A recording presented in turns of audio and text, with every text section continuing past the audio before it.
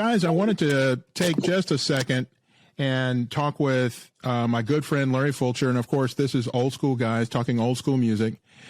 We just had the unfortunate passing of Ramsey Lewis. And I thought it would be a good time for us to sit back and talk a little bit about Ramsey Lewis and his music and his life. And Larry, what are your thoughts when I first mentioned Ramsey Lewis?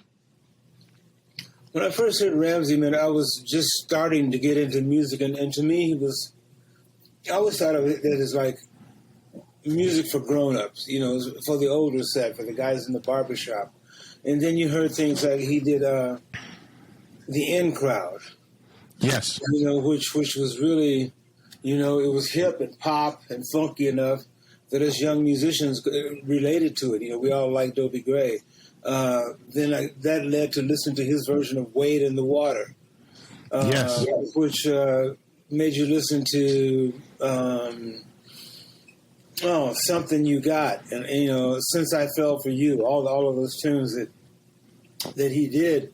And I had no idea he did a version in that same 3 or 4 year period. He did a version of "Hang On, Sloopy," which was, you know, a huge song, and he actually won. He actually had they sold over was it 500,000 copies with that? It was another gold record for him. He showed us the gap in the kinship with blues, funk, R&B, and jazz. You know, that there was a direct line because, you know, what he played it was simple but not easy. You know what I mean? Right. The changes to In Crowd, you knew those. The changes to Something You Got, you knew those. He was a bridge for a lot of us guys who didn't think that. You know, we may have heard jazz from our older brothers or sisters or from the grown-ups, but Ramsey was our bridge into it. And then later, when you got into the stuff he was doing with Earth, Wind, and Fire, it was like another revelation. Hey, this guy is really, really hip. So let's talk about that. So Maurice White, who was the heart and soul of Earth, Wind, and Fire, spent, I think, 1.5 years, 2 years with Ramsey Lewis, then went and formed his own band, and then came back, and they, through hook or crook or basically inspiration from God, they sit down and they do Sun Goddess. This is the first time that I'm really exposed to Ramsey Lewis, and it is a tune that irrepressible, I guess would say. It is just one of those wonderful tunes. Yeah, Earth, Wind, and Fire also was a link to jazz for a lot of people that didn't know they liked it or didn't see the connection or didn't see the connection between blues and jazz. You know, and I guess all those guys being from Chicago and having dealt with Chess Records, you know, brought them into contact with each other. That cross-pollination, you know, of musics. Ramsey did it really well. He did it really, really well. Sun Goddess, I think just for a little bit, to talk a little bit more about it. I mean, it's one of those, I guess, bridge tunes between jazz and R&B and pop. It peaked at 44 on the pop charts, on the Billboard 100, and 20 on the R&B charts. The original version was not something you'd play on the radio. It was over 8 minutes long. And I guess the question that I have for you is, if you're sitting in the studio as a producer and you've just got this 8 minute and 28 minute second song, but you want to get it on the air, how do you do that? Well, you know, at the time, first of all, you say to yourself, okay, Bob Dylan got a 6 minute version of Like a Rolling Stone. Yes. On pop radio. You know, and so it's possible, right?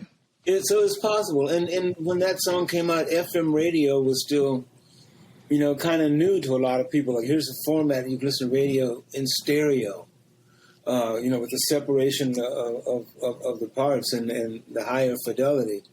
And Sun Goddess was one of those tunes that even if it wasn't popular on the radio, from living in the hood, everyone had that record. You know what I mean? Yes. Everyone knew it. You know what I mean? It was one of those things that you had. You had that. You had Harold Melvin's Bad Luck, which was 6 minutes and some, you know what I mean? Yeah. Harold Melvin and the Blue Notes. Then you had Wake Up Everybody, which was 7 minutes. So it was at a time when longer tunes, could get played in some format, and there was a hipness factor too. You know what I mean? Yeah, man, have you heard Sun Goddess? Yeah, man, that's hip. That was that's back when music was cool. You were kind of judged by, it might be the same now, but you were judged by what music you listened to. Your level of sophistication. If you were listening to Sun Goddess, or if you were listening to jazz, period, and there was a certain intellect that was associated with liking those tunes. There was a hipness factor involved.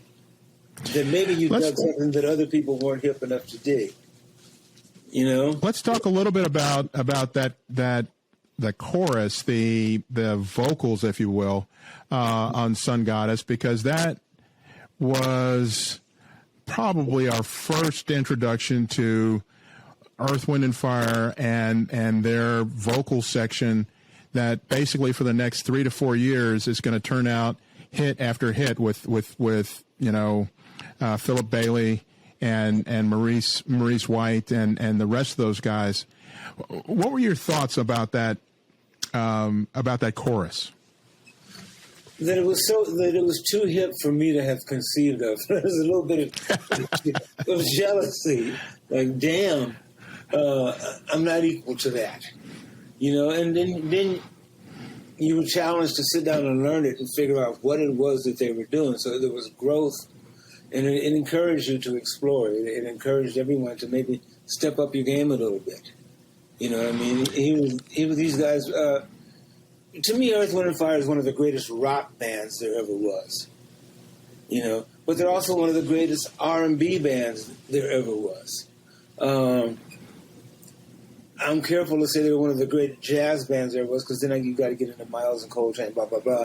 But as far as a musical aggregation of human beings, man, it's one of the greatest collections of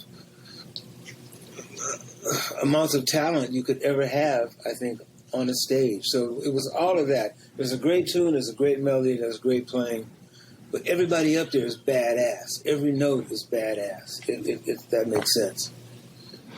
Oh, it definitely does. I would like you to spend just a second talking about Ramsey and his style of playing the piano, because for me it was my first introduction to Ramsey and playing the piano, and I actually bought 3 or 4 of his next albums, looking for the exact same thing, and of course he never played the exact same thing, but it was still wonderful to listen to, and he had a particular style that once you heard it, you go, "Oh, that's Ramsey Lewis." He combined and melded R&B, blues, and funkiness and jazz into something that was accessible. It didn't feel like it was that far over your head. It wasn't way out jazz. It wasn't bebop. It was something you could play in mixed company. Girls would like it. You know what I mean? Yep. It had a groove, and people that didn't know anything about music at all could get that gospel and blues that he was doing, especially with his left hand. That it just brought it home. You know what I mean? It brought whatever he was doing home into your innards. On that album, Sun Goddess, there was I guess the best way to describe it is a funky tune called Jungle Strut. And to me, at least parts of it reminds me of Herbie Hancock and Chameleon. I may be wrong.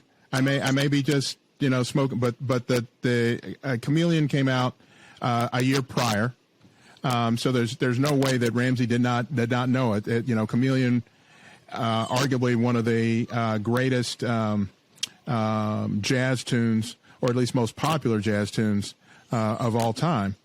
Am I mixing these up, or is there some similarity there? There is some similarity there. I think the difference being that Ramsey was always that funky. You know what I mean?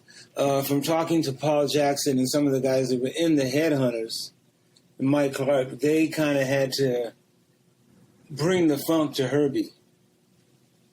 No one had to bring it to Ramsey. Nice. And that's no disparaging thing about Herbie at all, because he's one of my favorite keyboard players of all time. His use of space and, the things that he does. And he sure got funky real quick. But I think there was an internal ghetto-ness, if that's a proper word, or adjective, adverb. There was a ghetto-ness to Ramsey's playing, much like Joe Sample. Joe Sample's one of the great jazz players of all time, but you still hear that church on the corner juke joint thing. That there might, it's I call it music that's cool enough to start a fight. You know what I mean?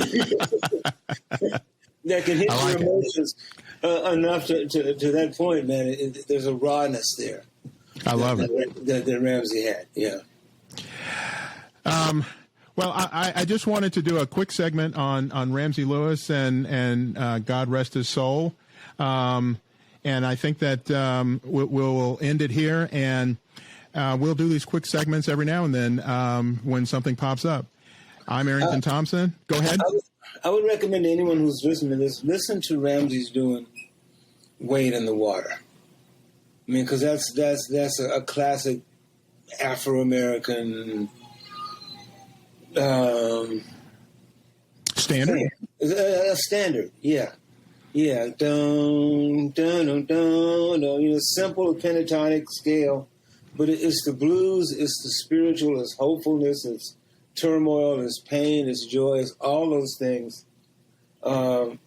wrapped up into one tune. You can listen to the gospel verse, you can hear choirs, you can hear Mahalia sing it, and all of us had.